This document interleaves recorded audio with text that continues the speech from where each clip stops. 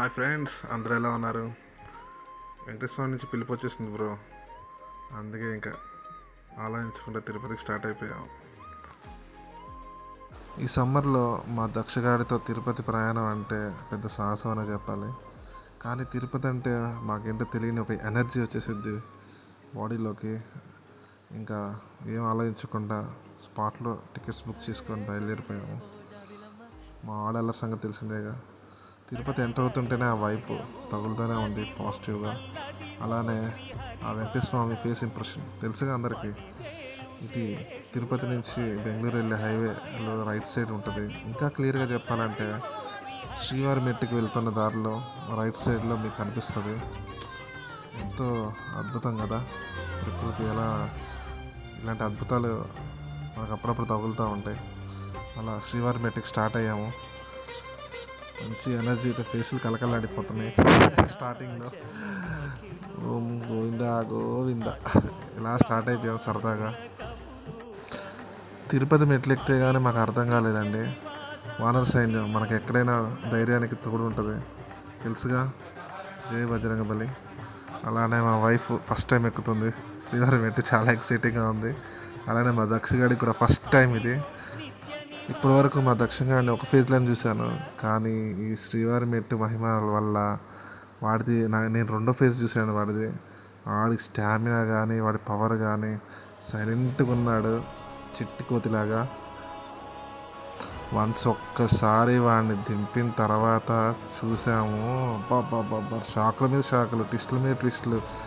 Once start చేసిన తర్వాత 1000 మెట్స్ అలా ఎక్కిస్తూ వెళ్ళిపోతున్నాడు ఎవరు సపోర్ట్ లేకుండా. మాకు కూడా ఓపిక అయిపోయింది. కానీ వాడి పట్టుదల, వాడి ఆనందం, వాడి ఉత్సాహం ఏంటో నాకు అర్థం కాలేదు. నిజంగా వెంకటేశ్వర స్వామి వాడిని పైకి చేయబట్టుకు తీసుకెళ్తున్న ఫీలింగ్ వచ్చింది నాకైతే. వాడు అసలు ఎంత ఎనర్జీ, అసలు ఎంత ఓపిక.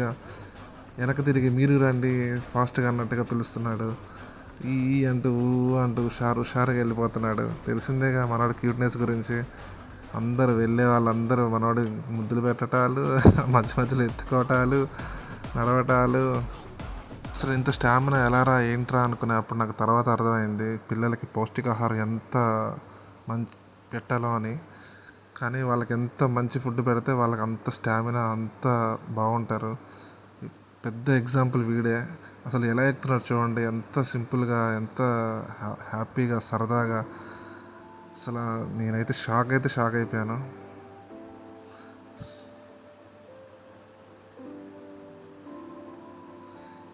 క్యూట్గా నేను అసలు ఎక్స్పెక్ట్ చేయలేదు. 1.5 ఇయర్స్కి అసలు ఎవరన్నా ఇలా ఎక్కుతారా, ఎలా అయినా చేస్తారా అసలు. మా వాడికి అసలు లాంగ్వేజ్ బ్యారియర్ లేదండి.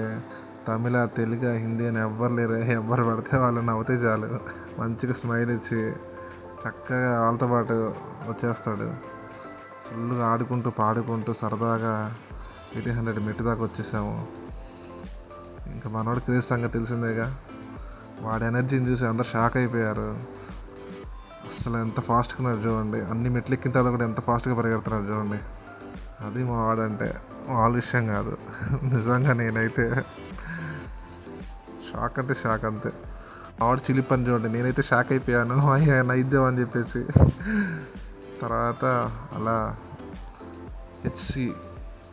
తిరుమలకు వచ్చేసి హెచ్విసి కాటేజ్లోకి ఎంటర్ అయిపోయాము. అక్కడ ఆతిథ్యంలో ఫుడ్ చాలా బాగుంది. దర్శనం 2 అవర్స్లో ఫినిష్ చేసుకొని హ్యాపీగా మళ్ళీ రిటర్న్ అయ్యాము.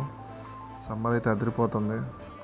వాడు లుక్ మార్చాడు క్యూట్గా. సో కంటెంట్ నచ్చితే please like, share and subscribe to Hemanth bro channel. Bye friends.